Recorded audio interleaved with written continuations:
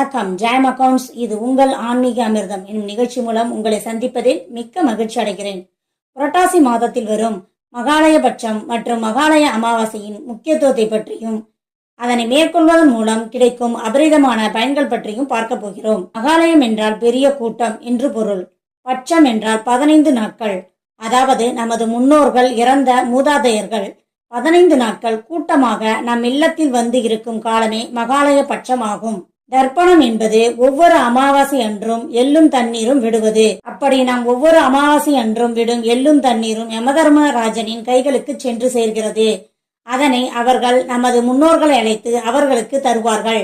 மகாலயபட்சம் ஆரம்பிக்கும் அன்று நம் முன்னோர்களை அவரவர்கள் விருப்பமான இடத்திற்கு சென்று வரும்படி அனுமதிப்பார்கள். நம் முன்னோர்களுக்கு விருப்பமான இடம் எது? நம் இல்லம்தானே. எனவே அவர்கள் மகாலய பட்சமான 15 நாட்களும் நம் இல்லத்தில் வந்திருப்பதாக